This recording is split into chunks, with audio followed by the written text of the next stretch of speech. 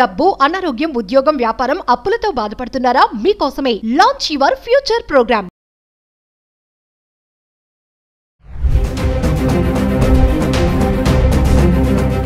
ప్రేమించి పెళ్లి చేసుకుంటున్నారు కానీ బ్రతకడం చేతకాటం లేదు. ఇన్స్టాగ్రామ్, చాటింగ్ ఇవన్నీ కూడా బాగుంది అని దాని వెనకాల పరుగులెత్తడం చూస్తున్నాం కదా. మరి అది మన కొంపలు ముంచుతుందన్న విషయం ఎందుకు తెలియటం లేదు? అంతా బాగానే ఉంటుంది, బాగా చదువుకుంటున్నారు, మంచి ఉద్యోగం చేస్తున్నారు. ఎక్కడో చిన్న తప్పు చేయడం వల్ల జీవితం అంతా కూడా తారుమారైపోతుంది. నమస్తే, welcome back to Suman TV. ప్రస్తుతం మనతో పాటు ఉన్నారు motivational speaker, public speaker, family counsellor Rajani Ramma గారు. నమస్తే మ్యామ్. నమస్తే నవీన. మేడం, ఎవరైనా చూడండి, ఒక సామెత చెప్తా ఉంటారు, ఎంత పెద్ద సైంటిస్ట్ అయినా అంట ఒక చిన్న తప్పు చేస్తాడంట. అలాగే మన జీవితాల్లో కూడా ఎంత బాగా చదువుకున్నా, మంచి ఉన్నత స్థాయిలో ఉన్నా కూడా చిన్న తప్పు చేయడం వల్ల లైఫ్ అనేది మొత్తం టర్న్ అయిపోద్ది. మరి ఇక్కడ ఈ విషయంలో చూసుకుంటే ఆమె ఒక కౌన్సిలర్గా వర్క్ చేస్తూ కూడా మంచి చదువుకుంది. హస్బెండ్ మరి లవ్ మ్యారేజ్, మళ్ళీ మంచి పిల్లలు ఉన్నారు, మంచి ఫ్యామిలీ.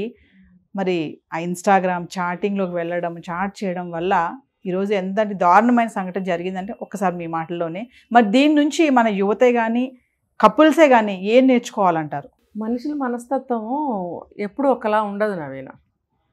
ఒక ఏజ్లో ఒకలా ఉంటుంది, ఒక స్టేజ్లో ఒకలా ఉంటుంది. మళ్ళీ ఏజ్ మారిన తర్వాత, స్టేజ్ మారిన తర్వాత ఆ స్టేజ్లో, ఆ ఏజ్లో ఆలోచనలు ఇంకోలా ఉంటాయి. ఇంకో రకంగా చెప్పాలంటే మనం జనరల్గా ఏం చెప్తామంటే, మనిషి మారుతున్న కాలంతో పాటు మనుషులు మారాలి అంటే ఏంటంటే ఆలోచన విధానం మారాలి అని అంటాం.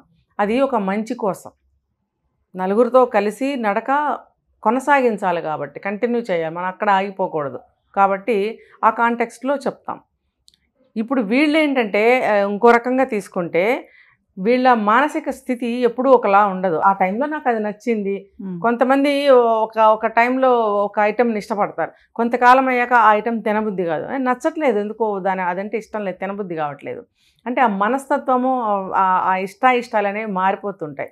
ఇంకొకటి పర్టికులర్ ఈ కేసులో చెప్పుకుంటే అందరూ ఎందుకు ఇలా మారుతున్నారు అనేది మనము కరెక్టే, ఒకటే కారణము, ఒకటే ఘాటకే మనం కట్టేయలేము.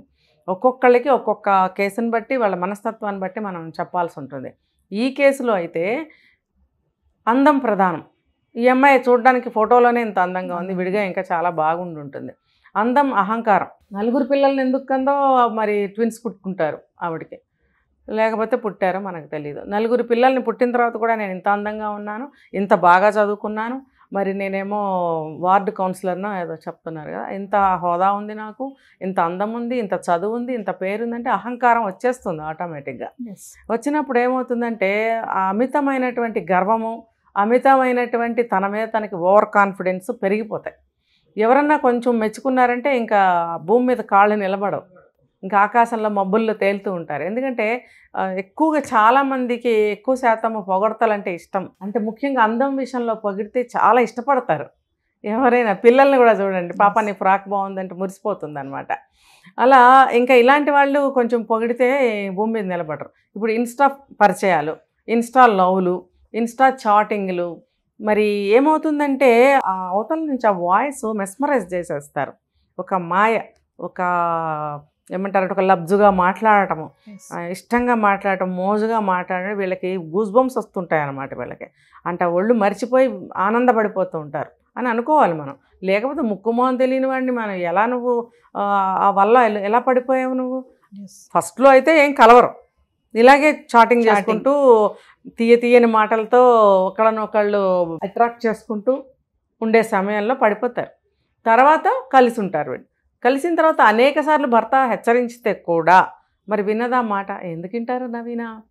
ఇప్పుడు నీకు ఒక ఫ్లో నచ్చింది, అటు వెళ్ళిపోతున్నావు అన్నప్పుడు ఎవరైనా వెనక్కి లాగితే ఆ డిసప్పాయింట్మెంట్ ఓర్చుకోలేరు, వాళ్ళు కోపం వస్తూ ఉంటుంది, పడదు. అంటే మేడం, వాళ్ళు ఆల్రెడీ ప్రేమించి పెళ్లి చేసుకున్నారు కదా. ప్రేమించి పెళ్లి చేసుకోవడం అంటేనే ఒకరి గురించి ఒకరు తెలుసుకొని, అభిప్రాయాలు కానీ అన్నీ మాట్లాడుకొని పెళ్లి చేసుకున్నారు, పిల్లలు కూడా. మీరు అందం అన్నారు చూసారా, అంటే అందమే ఇక్కడ మోసం చేసింది అంటారా? అంతే మరి. అంటే మనం వెళ్ళి అడగలేదు, కాకపోతే తెలుస్తుంది. ఇప్పుడు నలుగురు పిల్లలు పుట్టారు, లవ్ మ్యారేజ్ చేసుకున్నావు, పెళ్ళయి మరి 10 ఏళ్ళని అయ్యిందేమో, మరి నీకు ఇప్పుడు దాదాపు దగ్గర ఒక 35-40 మధ్యలో నీ ఏజ్ ఉండొచ్చు. ఉన్నప్పుడు నువ్వు ఒక స్త్రీగా, ఒక ఇల్లాలిగా, ఒక తల్లిగా నువ్వు ఎలా నీ మనసు తయారై ఉండాలి?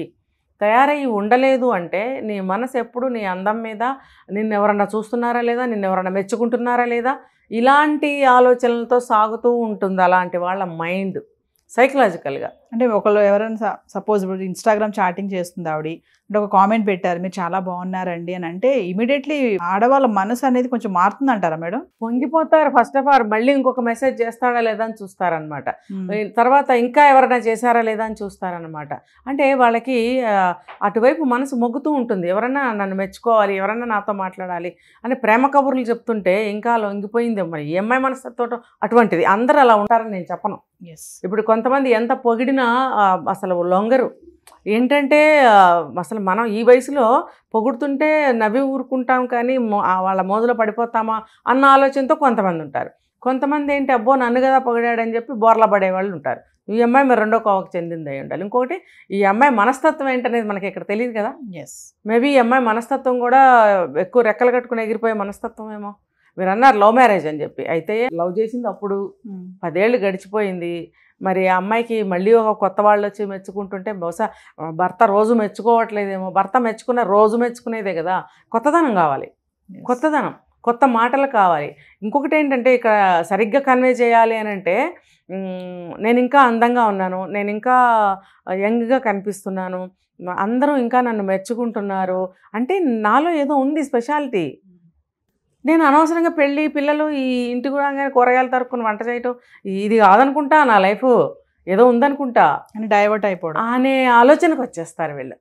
అలా వచ్చేయడం వల్లనే లొంగిపోతారు. లేకపోతే అసలు భర్త మీరు అన్నట్టు ప్రేమించి పెళ్లి చేసుకున్నారు, చక్కగా చూసుకుంటున్నారు, ఎంతో కమ్మగా సాగుతున్న సంసారంలో నుంచి ఎవరైనా వెళ్ళిపోవాలని ఎందుకు అనుకుంటారు? 60 సంవత్సరాలు కాపురం చేసిన 70 సంవత్సరాలు కాపురం చేసిన భార్యాభర్తలు వయోవృద్ధులు అయిపోయి శరీరం ముడతలు పడిపోతే కూడా నా జీవిత భాగస్వామి అనే భావంలోనే ఉంటారే చాలామంది. అందరు ఆ వయసు వాళ్ళందరూ అలాగే ఉంటారు. ఇప్పుడు వాళ్ళు ఎందుకు ఉండట్లేదు అని అంటే కొత్తదనం కావాల్సి వస్తుంది వీళ్ళకి. అప్పట్లో ఏంటంటే ఎప్పటికీ కొత్తగానే కనిపించేవారు భార్యాభర్తలు ఇద్దరు కూడా ఒకళ్ళకొకళ్ళు. ఇప్పుడు కనపడట్లేదు వాళ్ళకి. ఎందుకంటే రోజుకొక వ్యవహారం మారిపోతుంది బయట సమాజంలో. రోజుకొక కొత్త విషయం ఇంట్రడ్యూస్ అవుతున్నాయి. రోజుకొక కొత్త ఏం చెప్పాలి దానికి, ఏ ఒక్కటి తీసుకున్నా ఇవాళ ఉన్న ప్యాటర్న్ ఫ్యాషన్ రేపు ఉండట్లేదు. కొత్త వచ్చేస్తున్నాయి.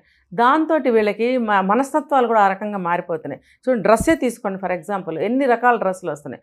ఒకప్పుడు చుడీదార్లే వేసుకునేవాళ్ళు, తర్వాత ఇంకో రకం వచ్చింది, తర్వాత ఇంకో రకం వచ్చింది, రకరకాల అలా అంటే ప్రతి ఒక్కటి వేసుకోవాలి. ప్రతి ఒక్కటి అందులో నేను ఎంత అందంగా ఉన్నాను నలుగురు మగవాళ్ళు చూడాలి. తర్వాత వాళ్ళు మెచ్చుకోవాలని చూస్తారు. బయటకు వచ్చినప్పుడు నేను గమనిస్తాను నవీన, భర్త పక్కన ఉంటాడా, లేదా తండ్రి పక్కన ఉంటాడా, అమ్మ పక్కన ఉంటుంది, పిల్లలు ఉంటారా, పక్కన పెడితే వాళ్ళ చూపులు దేనికో వెతుకుతున్నట్టు ఇలా చూస్తుంటారు. ఎందుకమ్మా? మీరు మీ ఫ్యామిలీని చూసుకోవాలి కదా. బయటకు వచ్చినప్పుడు పిల్లలు పక్కకి వెళ్తున్నారా, భర్త ఎటు వెళ్తున్నాడు, పెద్దవాళ్ళు అమ్మ నాన్న ఎక్కడున్నారు చూసుకుంటూ వాళ్ళతో పాటు వెళ్తుంటాం కదా. లేదు, వీళ్ళు ఎటో చూపులు వెతుకుతూ ఉంటారనమాట. అంటే నన్ను చూస్తున్నారా లేదా 10 మంది మగాళ్ళు. ఇప్పుడు వస్తున్న డ్రెస్సులు ఏంటి, పెళ్ళైన అమ్మాయిలు కూడా ఇంతంత వేసుకుంటున్నారు కదా. మరి మొన్న ఈ మధ్య ఒక చోట చూసాము, ఏంటంటే ఈ పైనుంచి కిందకి డ్రెస్సులు వేసుకుని ఉండలేకపోతున్నాము, చిన్న వేసుకుని తిరగాలని ఉంది, ఇవన్నీ తీసి అవతల పారేయాలనిపిస్తుంది అని మాట్లాడారు కొంతమంది. అంటే ఆలోచనలు ఎలా సాగినాయి? ఆమె ఏమన్నా 20 ఏళ్ళు 25 ఏళ్ళ అమ్మాయి కాదు మాట్లాడింది, ఒక మిడిల్ ఏజ్ ఉమెన్నే మాట్లాడిన మాటలు. అంటే ఆలోచనలు పెద్దవాళ్ళకు కూడా ఎలా సాగుతున్నాయి? కొత్తదనం అంత మనసు ఆహ్వానిస్తుంది. అరే మా టైంలో మేము ఇంత విచ్చలడిగా లేకపోయామే, బంధించుకొని బ్రతికామే మనసుని, కోరికల్ని అన్నిటినీ కూడా. ఇప్పుడు ఎందుకు అన్నీ వస్తున్నాయి మనకి ఎదురుగా ఊరిస్తున్నాయి, అవి ఏమవుతుంది మనం కూడా వేసుకుందాం అన్న పద్ధతిలో తల్లి కూతుళ్ళు ఒకటే లాంటివి కొనుక్కుని వేసుకుంటున్నారు. అది మరి వచ్చిందా లేదా ఈ మార్పు? మరి అది కారణం ఈఎంఐ విషయంలో ఈ కారణం కూడా ఈఎంఐకి హెల్ప్ చేసిందా లేదా? అంటే వస్తున్నటువంటి social media, Instagram, chatting, Facebook ఇవన్నీ మేడం ఏంటంటే ఇప్పుడు చూస్తున్నాం కదా. కొంతమంది ఏంటంటే ఏమవుతుందిలే అంటే ఇన్ని జరుగుతున్నా కూడా చాలా మంది మళ్ళీ ఇంకా ఎంటర్ అయ్యి ఇట్లా చాటింగ్ చేయడం కానీ, ఆ వ్యక్తి ఎవరో తెలీదు, చూడలేదు మళ్ళీ వాళ్ళని, చాలా వరకు వెళ్ళిపోతారు, డీప్గా వెళ్ళిపోవడం. ఇప్పుడు చూసుకుంటే ఈవిడ విషయంలో జరిగినట్టుగానే హస్బెండ్ చివరికి ఏం చేశారు, ఓపిక పట్టి చంపేశారు ఫైనల్గా. మేడం చూస్తున్నారు మనం రీల్స్ కూడా చూడండి, మనం ఒక వీడియోలో మాట్లాడుకున్నాం కూడా. రీల్స్ ఇంతకు ముందు సరదాగా చేసేవాళ్ళు, ఇప్పుడు అది సరదా ఎలా అయిపోయింది అంటే ఒకళ్ళు నన్ను చూడాలి, నాకు కామెంట్స్ పెట్టాలి, ఎన్ని లైక్స్, ఎవడన్నా నాకు తగిలితే బాగుండు, ఇలా కూడా పెడుతున్నారు రీల్స్. అంటే ఓవరాల్గా ఏం చెప్తారు ఇప్పుడు ఈ ఇన్సిడెంట్ తీసుకుంటే? కొంతమంది తగలాలనే రీల్స్ చేస్తున్నారు. హస్కీ వాయిస్తో మాట్లాడటము, కన్ను కొట్టి మాట్లాడటము, అంటూ మాట్లాడటము. ఏంటది? ఏంటది? చిన్నపిల్లలా ఏమన్నా? పెద్దవాళ్ళు కూడా అలాగే మాట్లాడుతున్నారు. Yes. మరి ఏమని తిట్టాలా వీళ్ళని? వాళ్ళకి బుద్ధి ఉందా, జ్ఞానం ఉందా, ఒళ్ళు పొగరా, ఏమనాలి? ఒళ్ళు దగ్గర పెట్టుకుని చేస్తున్నారా లేదా?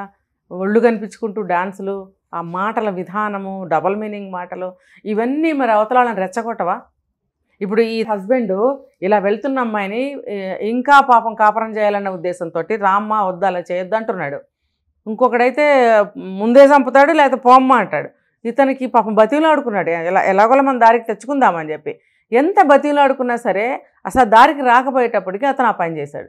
అంటే నేరస్తుల్ని ఎవరు తయారు చేస్తున్నారు? రెచ్చగొడితేనే తయారవుతున్నారు. ఇంకొకటి ఏంటంటే వాళ్ళ ఆనందం కోసం చేశారు. 2 కేటగిరీలు. Thank you ma'am.